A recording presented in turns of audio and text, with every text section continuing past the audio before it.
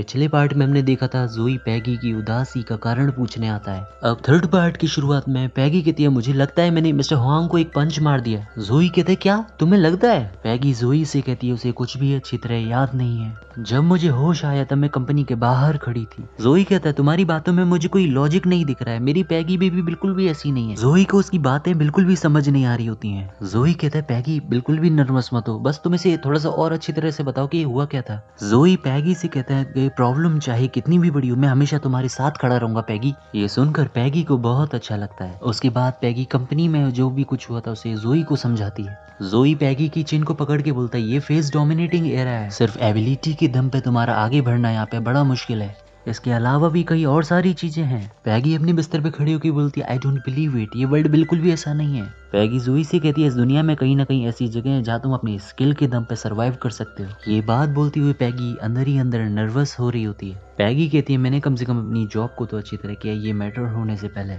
तब जोई थोड़ा सा हंसता है और बोलता है मैं मानता हूँ इस दुनिया में कहीं ना कहीं ऐसी जगह है जहाँ तुम अपनी स्ट्रेंथ के दम पे जिंदा रह सकते हो, पर दुर्भाग्य से तुम अनलकी हो, ऐसा लगता है जैसे तुम वहाँ हो ही नहीं। तब पैगी को भी उसके अनलकी होने का एहसास होता है। उसके पास टैलेंट तो है पर वो बहुत अनलकी है। जोई कहता है इन बातों से कोई फर्क नहीं पड़ता अगर तुम्हारे पास जीने के लिए अच्छी शक्ल सूरत है। पैगी शौक होकर कहती है क्या मेरे पास? जोई पैगी से कहता है तुम्हारा चेहरा तो बहुत ही ज्यादा अच्छा है जिसके कारण तुम काफी खूबसूरत दिख सकती हो।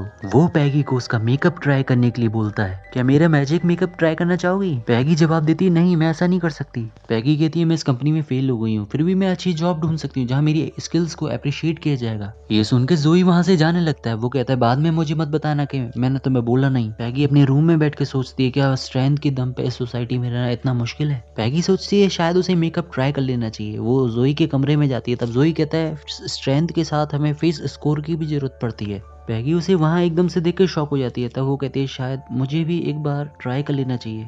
जोई खुश होकर कहता है हाँ ये बिल्कुल सही बात है, तुम्हें अपने ऊपर इतना जुल्म नहीं करना चाहिए। जोई पैगी से कहता है चिंता मत करो, अब मैं तुम्हें तुम्हारा एक नया रूप दिखाने वाला हूँ। यहाँ जोई पैगी के चेहरे पर मेकअप करना शुरू कर देता है। जोई कहता है एक अगली कैटरपिलर भी अपनी नियति को स्वीकार नहीं करता और एक बहुत ही सुंदर बटरफ्लाई के रूप में एक कोकून से बाहर निकलता है। जोई कहता है तुम्हारा मेकअप पूरा हुआ, अब ये बताओ तुम अपने मेकअप से सेटिस्फाइड हो या नहीं। पैगी अपने पहले चेहरे को छूती है और शीशे में देखकर उसे विश्वास नहीं होता। जोई कहता है ऐसा लगता है मेरे अंदर से किसी ने बहुत सारी ऊर्जा बाहर निकाल दी है। पैगी जोई से कहती है मैंने नहीं सोचा था कि तुम मेरा मेकअप करने के बाद इतना ज्यादा थक जाओगे। क्या ये थकावट तुम्हारी किडनी की प्रॉब्लम के चलते हुई है? शायद मैं तुम्हारे लिए कुछ दवाइयाँ दिलवा सकती हूँ। जोई कहता है अरे मुझे खुद का मेकअप लगाने में ही 3 घंटे लगते हैं, पूरे 3 घंटे।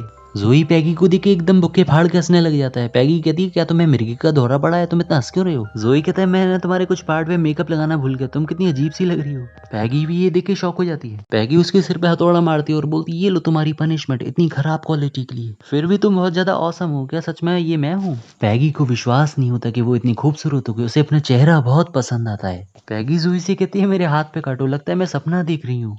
जोई ये सुन के शॉक हो जाता है। जोई कहता है अरे मैं तुम्हारे चेस्ट पर पाउडर लगाना भूल गया। जैसे ही वो उसकी चेस्ट के पास हाथ ले जाता है पैगी उस पर फिर से हैमर से अटैक कर देती है। जोई कहता है मुझे पता था जब मैं तुम्हारे चेस्ट पे मेकअप करूंगा तब तुम्हारा यही रिएक्शन होगा, तो अब ये तुम अपने आप करो। पैगी मैंने तुम्हारी बहुत सारी मदद करी है, इसके बदले में तुम मुझे क्या दे सकती हो? पैगी कहती है मैं 1 महीने तक तुम्हारी मदद कर सकती हूँ इस घर को पूरी तरह साफ रखने में। तभी जोई उसका हाथ पकड़ता है और उसे कहीं ले जाने लगता है। जोई पैगी को अपने कंप्यूटर के पास ले आता है। जोई कहता है एक रियल ब्यूटी को हमेशा एक रियल ब्यूटी की तरह व्यवहार करना चाहिए, अब यहीं पे बैठ जाओ। हाउसकीपिंग का काम तो तुम हमेशा सही करते आई हो, ये मेरे लिए कोई रिवॉर्ड नहीं है। पैगी उससे कहती है तो फिर क्या चाहते हो तुम? जोई पैगी से कहता है मैं चाहता हूँ कि तुम मुझे मेरी लाइव स्ट्रीम में ज्वाइन करो। पैगी कहती है नो ऐसा नहीं हो सकता, मुझे तुम्हारे साथ घर में मजे करना काफी ज्यादा पसंद है, पर मैं किसी को भी अपना चेहरा दिखाने की हिम्मत नहीं कर सकती, ये तो दूसरे लोगों के साथ विश्वासघात करने जैसा होगा। जोई उसे बताता है पर लाइव स्ट्रीम तो पहले ही स्टार्ट हो चुकी है। पैगी कहती क्या? इस वीडियो को लाइक करें और चैनल को करें सब्सक्राइब और कमेंट करके बताएं कि आपको ये वीडियो कैसी लगी।